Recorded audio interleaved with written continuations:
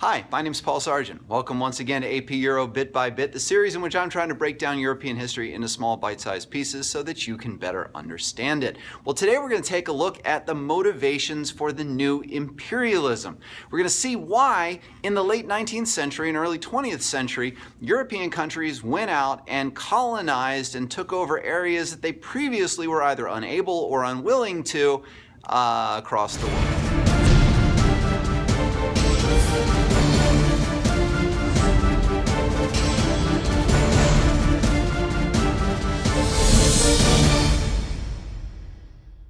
First of all, it's important to understand the difference between what's called colonialism and what's called imperialism. And they really can get confusing because they kind of are, the same thing. But historians will typically break it down like this. The age of colonialism is kind of like the age of discovery. We're talking about starting with Columbus in 1492, the Spanish conquest of the New World, along with the Portuguese conquests, the takeover of the spice trade, English colonies, etc., etc. Mostly New World or trading posts. That's colonialism. Talk about that. And then we have this age of imperialism, which comes in the late 19th century, in which mostly Africa and then areas of Asia are targeted for colonization as well.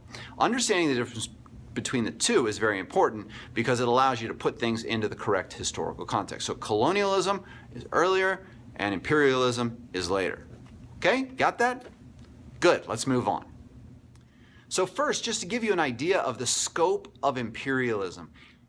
In fact, if you want to take a look at perhaps the most successful empire of this time, take a look at the British. They controlled almost a quarter of the globe. They had so many colonies that literally the sun never set on the British Empire.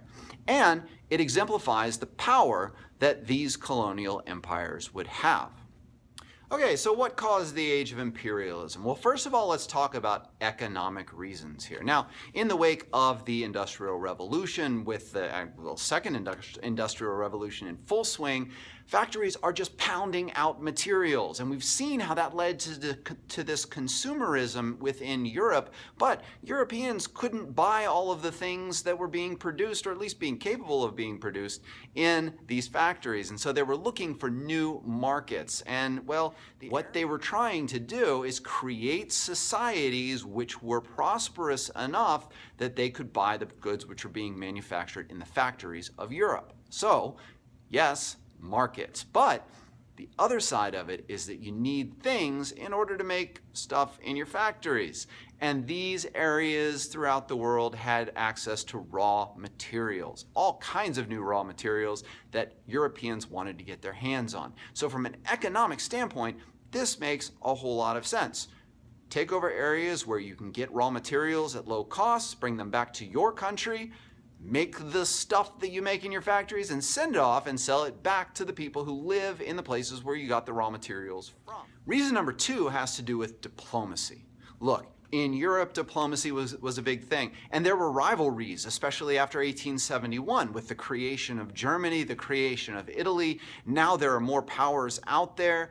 And you've got this really angry France who's not happy with the results of the Franco-Prussian War. And, well, yeah, so diplomacy and the need for a balance of power sends these countries out to go out and compete elsewhere. Rather than fighting wars on European soil, they fight over colonial territories. Understand that success and power was partly determined by one's colonial empire. And so countries tried to outdo each other with colonial empires, and even in fact tried to create prosperous colonies and tried to create massive building projects in those colonies that would further develop them. Some of them had grand ideas. The British, for example, wanted to have a railroad that connected South Africa with Egypt. It was going to go up and down the entire continent of Africa. It's a matter of prestige, and national pride was partly built at the time around the number of colonies the country had. There were also religious motivations for the age of imperialism. So this was a time when Europeans saw it as their duty to go out and to spread the gospel and to civilize other parts of the world as part of their missionary work. And individual missionaries wanted to go out and convert people to Christianity and thus save them. Well, that's a good motivation, I guess. So how did they justify this? This is where we struggle here in the 21st century when we look back at times like this. How do you go out, colonize an area by taking it over, and then call it your own and administer it the way you will?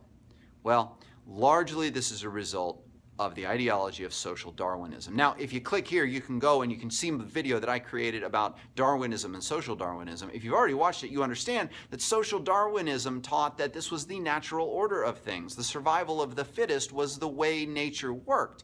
That's what makes things so complicated, is because we can look back on it and say, gosh, you didn't have a right to do this, but people at the time saw it as their responsibility to do this and the natural way of things. So this led to a period known as the Scramble for Africa, which between around 1880 and the beginning of World War I, which is always just going to be our cutoff for a while, European nations go out and they colonize all of Africa and they divide it up between themselves. Now, the specifics of how they do this are not especially important. If you'd like to get more information about this, it's readily available. But suffice it to say, for our purposes, that the entire continent was colonized and divided up by European countries, with the exception of two places. Number one, Ethiopia, where Italy tried to take them over and was defeated.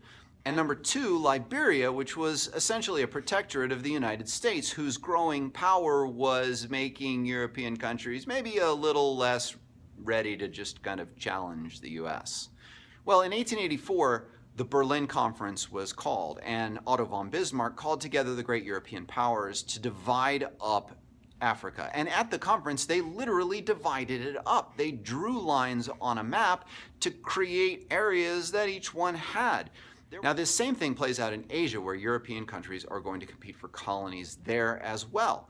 And they're going to colonize many, many areas, with the really sole standouts being Japan and China. Japan, because they actually kind of adopt the European model and go out and colonize themselves. Not colonize themselves by, but they have their own colonies. You get what I'm saying here.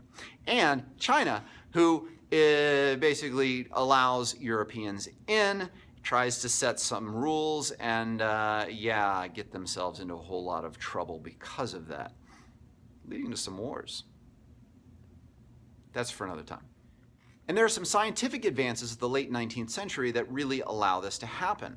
First of all, germ theory. By understanding how diseases begin through germs, Europeans are better able to fight diseases they're susceptible to in these new areas, malaria being a very large one. And when they figure out how to do this, they're able to survive in areas where they were not able to survive before and thus could never colonize. Secondly, military technology made this more possible. The steamship allowed them to go upriver to areas that they couldn't access by sail or by rowboat and move deep, deep into the interior of Africa. And they had this thing called the machine gun. And it was able to fire off rounds at rates which were never seen before. So that European armies were no longer forced to sort of stick in the ball and the gunpowder and reload the musket and all of that. Now they could just turn the machine gun on their enemies and vastly overwhelm them. In other words, you had small European armies which could defeat massive native armies throughout Africa because of technology. And of course, communication became a big thing as well, because in order to administer an empire correctly and efficiently, you had to be able to communicate well. And European countries started putting down telegraph cables that basically linked their country with all of their colonies so that they could communicate almost instantaneously, rather than having to take months and months to get information about an insurrection or something like that, therefore tightening their control over these European colonies. So that's what led to the Age of Imperialism. Economic motives, religious motives, diplomatic motives. There was the backing up of racial justification through social Darwinism and the idea of the white man's burden, and technological advances such as the steamship, the telegraph, and the machine gun, all of which created this environment which allowed Europeans to go out and colonize all of Africa and a great deal of Asia. Well, that's it for now. Tune in next time where we take a look at what the results of the Age of Imperialism were on both the Europeans and the areas that were colonized. Until then, my name's Paul Sargent. This is AP Euro Bit by Bit.